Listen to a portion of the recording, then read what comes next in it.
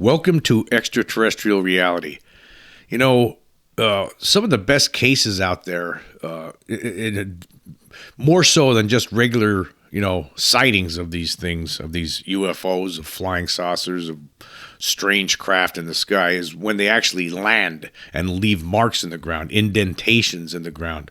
You know, it's happened with in one of the most famous cases in the Socorro, New Mexico case from 1964, when a police officer, Lonnie Zamora, saw one of these things landed. It was an egg-shaped craft landed, and there were two little beings, walking around it in jumpsuits.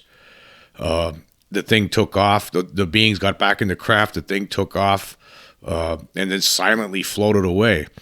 And some of the vegetation, in the area was singed. There were 4 indentations from the landing gear, from the landing legs that were in the ground, and also there were footprints, little tiny footprints of these little beings that were traipsing around that he saw.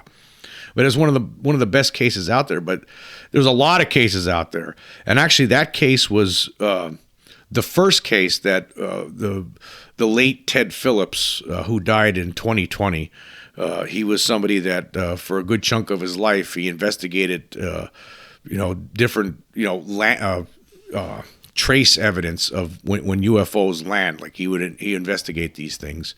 In fact, he was the director of the Center of Physical Trace Research, but. So he was that got him in when he first saw that. He actually drove. He was from Missouri. He drove to New Mexico to investigate this, along with the late J. Allen Hynek, who was working for the government for the Project Blue Book, and he investigated this case along with Hynek, and he became interested. When he first went into it, he was a skeptic. He didn't really believe this, but when he start seeing the evidence, like when he saw it Socorro, New Mexico, and there's something there, right? Something landed there. Something caused the damage to the vegetation. Something caused the landing marks in the landing gear. It wasn't something obviously. Was there and took off, just like Lonnie Zamora said. But one of the more interesting cases, actually, that Phillips investigated happened in 1966. It's known as the Roaring River, Missouri UFO case, in which two deer hunters, basically their campsite was incinerated by a UFO. Luckily, they weren't there at the time. But anyway, here's something I found on the UFOcasebook.com, and I'll leave the link here. And here's what it says. It says, this case is unique in ufology for several reasons. Although there have been a number of eyewitness accounts of UFOs shooting beams either to the ground or at someone, the case from Roaring River, Missouri has eyewitness testimony of personal items being destroyed by a beam or some other weapon from a UFO. The UFO in this case was seen and photographed. On November 22, 1966, the events of Roaring River, Missouri. The exact location was near Cassville. During deer season, 2 hunters were trying their luck. As one of the men returned to their campsite, he became alarmed when he saw smoke rising from the camp. He immediately ran to find out what had happened. He discovered the hunter's tent and other equipment totally destroyed. The tent was still smoldering. Also, some shoes and records were still smoking. One of the aluminum poles that supported the tent was singed, but not burned. The aluminum cots inside their tent were melted. Oddly, the hunter's tent was set up under 2 trees, and being wintertime, the leaves of the tree were dried. The leaves showed no damage at all, indicating that the destructive force was a narrow beam. About 15 feet away was a dead tree with the top still burning. The witness then heard a low humming sound, and looking for the source, he saw an unusual object rising from the valley just beyond the burning tree. He was able to photograph the object only a few seconds after it left the ground, and managed a second photo a few seconds later. The entire sighting was no more than 20 seconds. The humming sound coming from the UFO intensified as it picked up speed. His last look at the object put it at about 40 degrees above the horizon. It was gaining speed as it left. The UFO was of an aluminum color reflecting the sunlight. Also, the witness saw what to him appeared to be a band around the center of the object. The UFO flew effortlessly as it moved into the skies. The witness walked the distance from his location to the area of the object, measuring approximately 300 feet. The object's diameter was estimated at 25 feet, being about 8 feet thick. And this article concludes, it says, there can be little doubt that the damage at the campsite was done by the UFO photographed by the hunter. And there were actually, he took a couple of snapshots of this object, very strange looking UFO. And also there were pictures that he took of the campsite. There was a tree that got damaged by this, and also the burned out campsite.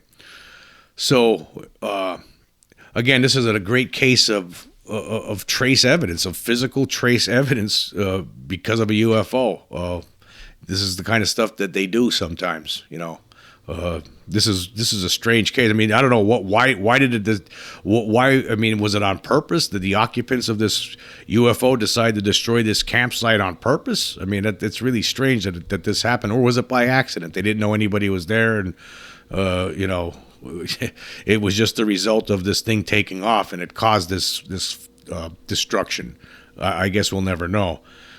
But that's an interesting case. But a lot of these cases that Phillips looked into over the years, these craft, they land, they singe the vegetation.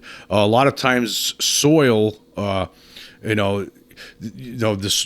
soil from around where these things landed is, filled with minerals, but then the soil, like right beneath where these things were seen, is like, dried up, and hard. You can't grow anything now that's like devoid of certain minerals. Why does that happen? But these are the kind of things that he investigated throughout his life. And, again, this is something that the debunkers don't want to touch with a 10-foot pole. I mean, they don't have any explanation for it. In fact, their explanations would, if they were to try to come up with something for it, it would sound more ridiculous than the idea of a flying saucer landing. But again, a lot of these cases that Phillips investigated involved multiple witnesses. They were the best cases.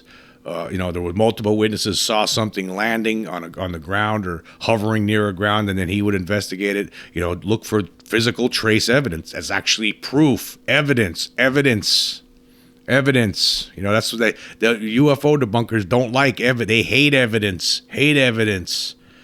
You don't hear them talking about these cases. I mean, what are they going to say? The only thing they'll do in something like this, somebody's lying.